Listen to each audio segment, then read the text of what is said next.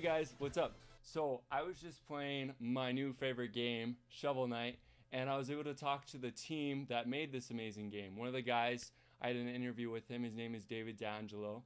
I hope I'm pronouncing that right, but it was super awesome being able to learn how this amazing game came to be and just kind of some of the things that they had to overcome. Because with every project that you do, even like these professional companies, you have to overcome these walls, these obstacles that are in your way. And they make you stronger, they help you to be a better team. And Yacht Club's Games is making a lot of super awesome games these days, and they're working on some more, so I'm going to be talking a bit about those too. So, yeah, without further ado, let's get to those questions.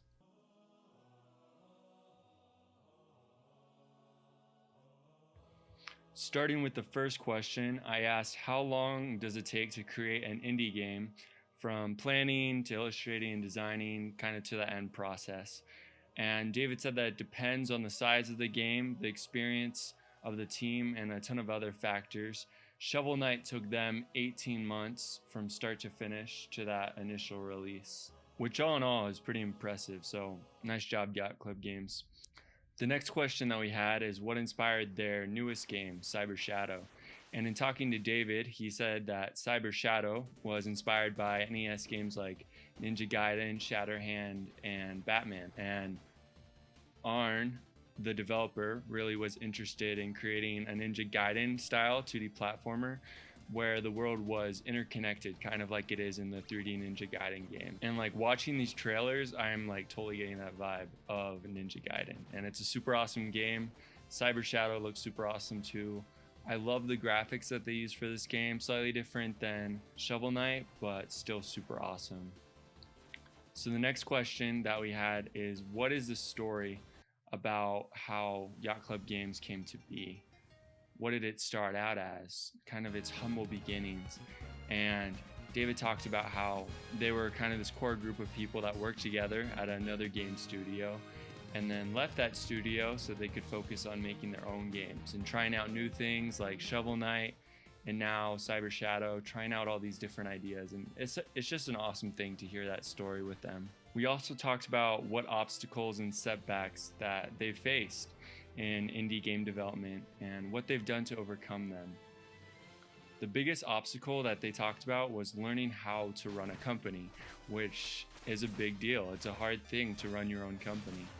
And they overcame that obstacle by doing their research. And that's something that's super important, is that we do our research, that we're studying into these things that we're interested in, and then we can make a career out of those things because we're taking those things seriously in our lives. So one thing that I noticed while playing Shovel Knight and the different characters was that each one had a story, and they were pretty cool stories too. So I wanted to talk to the team about that. So I asked them what role does a good story play in their games. And David talked about for them, they try to create a story so that it's there for the people that want more than just the pure mechanics of a game. That story can be a reward for you stomaching a particularly difficult challenge or just kind of the icing on the cake of a fun experience.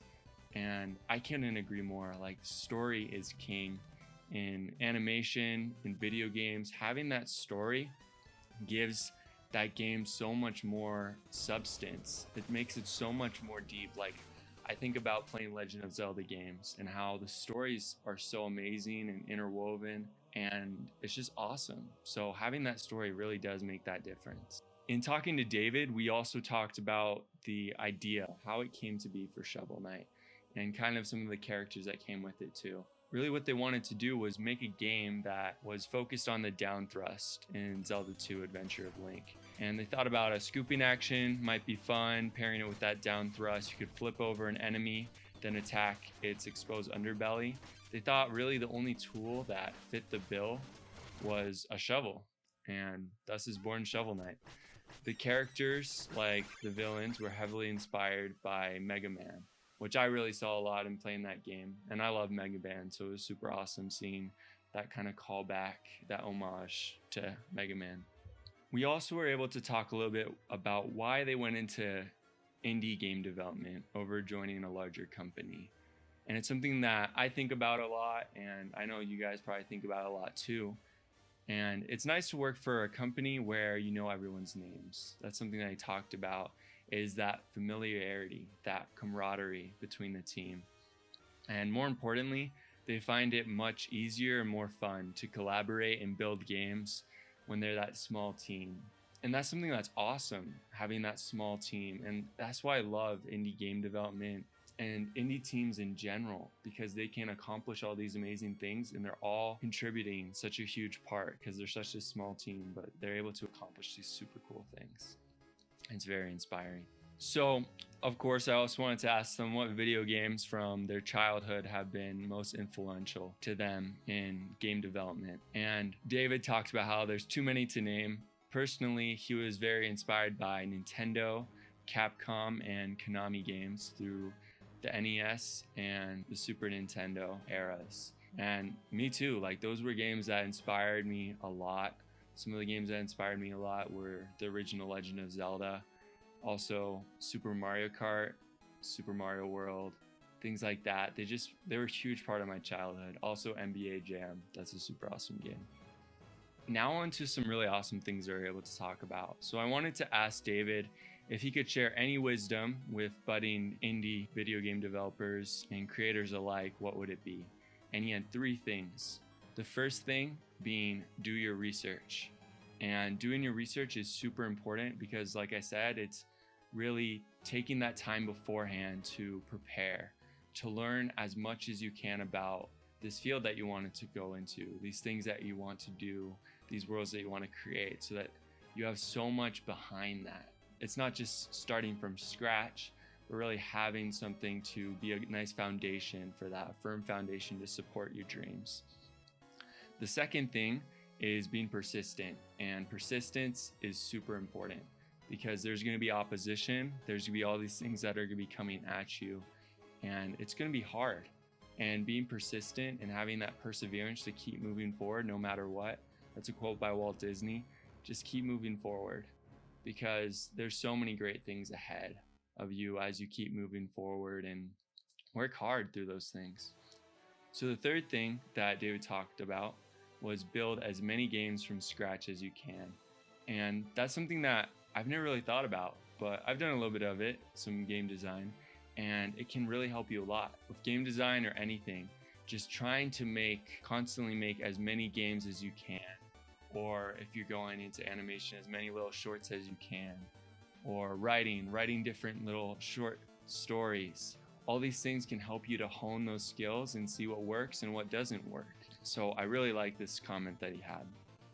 Another thing that I talked about with David was what lessons that he's learned during his time in indie game development, or what he wished he had known before.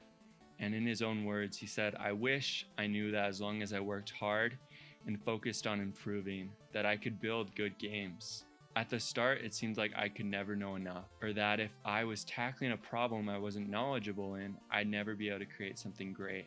But working every day at improving really worked." And this is a really awesome, inspiring thing for me. Just keep on moving forward, keep working hard. Even when you feel like you don't know what you're doing, just keep on moving forward. And another question that I had for him that I've been thinking about for a while is what influenced the title Yacht Club Games for the game company. He said the name was chosen because we thought it was funny. Lots of companies at the time were very focused on getting rich rather than making fun games. We thought that the juxtaposition of snootiness of a yacht club and video games was amusing, while simultaneously gave off the air of playfulness, which I think is a pretty cool story. And I love the name, by the way. The last question that I was able to ask them was, what is something that someone can do each day to grow as a video game developer, no matter what their age? And David talked about how studying as many games as you can and try to figure out how they are built. And that's kind of what we're gonna finish with, is when you're playing those video games, that you're studying how they're made, what makes them entertaining, so that you can learn how to make your own games that are entertaining, that are amazing, and that people will love, and that you will love because it's your creation if you put a lot of work into this. Well, thank you guys so much for watching. I hope that you enjoyed this video. I really enjoyed it. And being able to have an interview with David, that was a super awesome opportunity for me. And I'm going to be trying to upload a video every Thursday. So yeah, I'll see you guys next time. Bye.